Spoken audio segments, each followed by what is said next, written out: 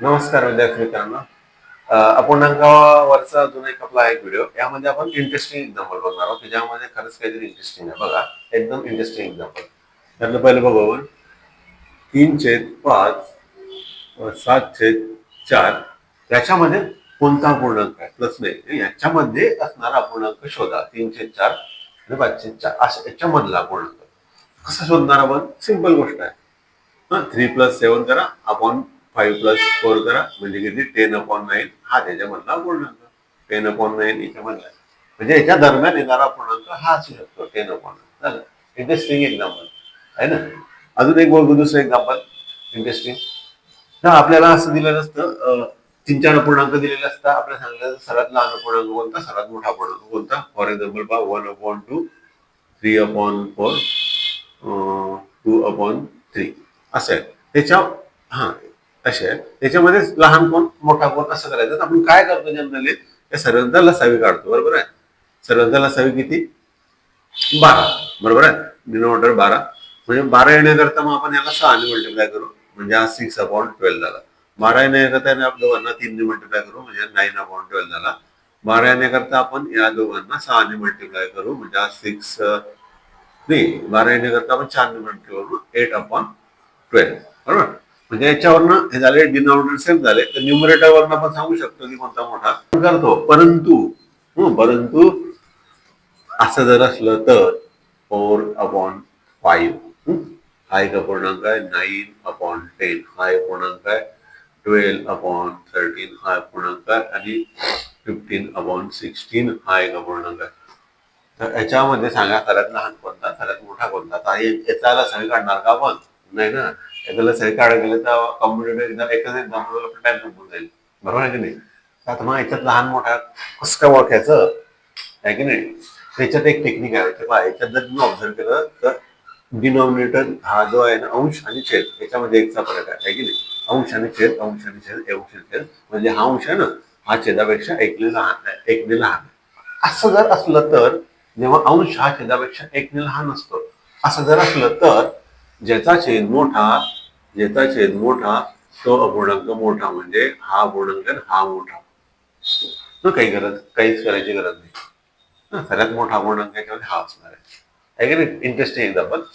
याच्या उलट समजा, फॉर एक्झाम्पल आता असं घेऊ आपण, 3/4 7 3/4 नाही, 5/4 7/6 14/13 15/14 किंवा 21/20 असा आहे. असं याच्यामध्ये लहान कोण मोठा कोण सांगा. असं जर आलं तर हा एक टाईप झाला, हा एक टाईप. असं जर असलं तर काय करता येईल पहा. काय इथे याच्या विरुद्ध कंडिशन. इथे काय होता, अंश आहे ना, छेदांपेक्षा एक एकने लहान होते. इथे काय आहे, छेद हे अंशापेक्षा एक एकने लहान आहे. बरं, असं जर असलं तर ज्याचा छेद मोठा तो अपूर्णांक लहान, म्हणजे हा सगळ्यात लहान आहे असा आहे. म्हणजे हा सगळ्यात मोठा, हा सगळ्यात लहान आहे असं. बरोबर समजलं आहे ना. इंडस्ट्री समजलं ना. पहा, अंश आणि छेद. अंश छेदापेक्षा एकने लहान, अंश छेदापेक्षा एकने मोठा. असं असलं ज्याचा छेद मोठा तो मोठा, असं असलं ज्याचा छेद मोठा तो लहान. इंटरेस्टिंग एक्झाम्पल आहे ना. इंटरेस्टिंग. अजून याच्यामध्ये अजून एक एक्झाम्पल. हे एक्झाम्पल बघा. असं एक्झाम्पल आहे. आपल्या करायचे सर्व अपूर्णांकांची बेरीज. कसं करता येईल, याची डिनॉमिनेटर सेम करणं फार टाइम खाणारी गोष्ट आहे. तिथून शक्य आहे आपल्याला जमणार दिलेल्या वेळात. ते मग असे सॉल्व्ह कसे करायचे, याला एक टेक्निक आहे. बघा काय करू आपण.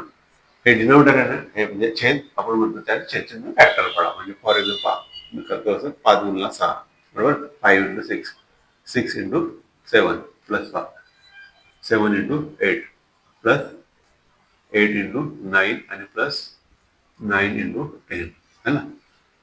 बरोबर. आता काय करा, तुम्ही हे सेपरेट करा.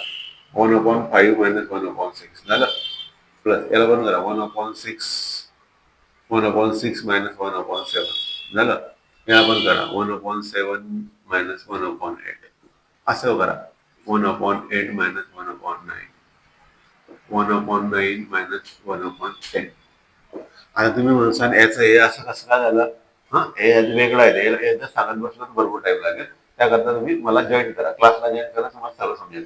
आता काय करायचं, ऍडिशन करायची. पाहता ते किती सिंपल होऊन गेलं.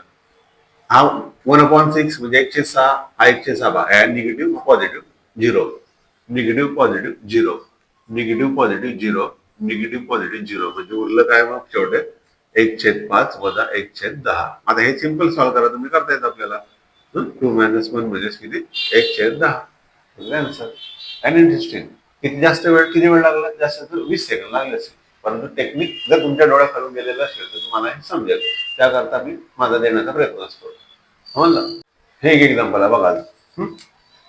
कंसामध्ये 1 - 1/2 गुणिला 1 - 1/3 गुणिला 1 - 1/4 असं डॅश डॅश डॅश कुठपर्यंत करायचं आहे. 1 - 1/10 या सर्वांची बेरीज किती, पाहायलाच आपल्याला डच्चक करायला लागेल आहे ना, आहे ना कठीण. परंतु जर तुम्ही हे एकदम कसं आहे सॉल्व्ह करून बघितलं, म्हणजे मी जे सांगते ते जर व्यवस्थित ऐकलं आणि आमचा व्हिडिओ बघितलं तर तुम्ही आरामात सॉल्व्ह करू शकता. बघा, इंटरेस्टिंग एक्झाम. तर काय करायचं आहे, दिसतं कठीण पण एकदम सोपं आहे. बघा, क्रॉस मल्टिप्लाय करा. 2 मायनस बे का बे, बे वजा 1 2 डिवाइड बाय 2.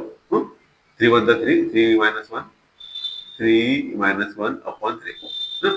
आपलं बा इंग्लिश मराठी दोघी चालेल ना. चालतं. 4 एका 4, 4 वजा 1 छेद 4 गुणिला डॅश डॅश डॅश 10 एका 10, 10 वजा 1 गुणिला छेद 10. बरोबर. करा वजाबाकी. 2 2 1 गेला म्हणजे 1/2 गुणिला 2/3 गुणिला 3/4 गुणिला डॅश डॅश डॅश गुणिला 9/10. बघा, आता तुम्हाला क्यू लागला असेल किती सिंपल आहे. हा 2 1 2, 2 2 कटला, 3 3 कटला. तसा हा 4 आणि इथे 4 असणार आहे तो कटला. आणि तसाच हा इथे 9 असणार आहे आणि हा 9 असणार आहे तो कटला. म्हणजे राहिलं काय, वरती पाहिलं तर आपण 1 राहिला आणि खाली पाहिलं तर 10 राहिला. म्हणजे त्याचा आन्सर 1/10. बघा किती सिंपल आहे ना. म्हणजे एक वेळा तुम्ही जर बघितलं तर तुम्हाला नक्की येईल. त्याकरता माझा प्रयत्न असतो तुम्हाला जास्तीत जास्त सोप्या पद्धतीने कसं सांगता येईल, कठीण कठीण एक्झाम्पल, हा माझा प्रयत्न असतो. अशा प्रकारचे भरपूर एक्झाम्पल्स आहेत. त्याकरता तुम्हाला पार्थ अकॅडमी जॉईन करावं लागेल. पार्थ अकॅडमी जॉईन करा. तुम्हाला याच्यापेक्षा अजून डीप मध्ये अजून चांगल्या पद्धतीने एक्झाम्पल मिळतील याची मी गॅरंटी. आतापर्यंत आतासाठी बस एवढंच. गुड.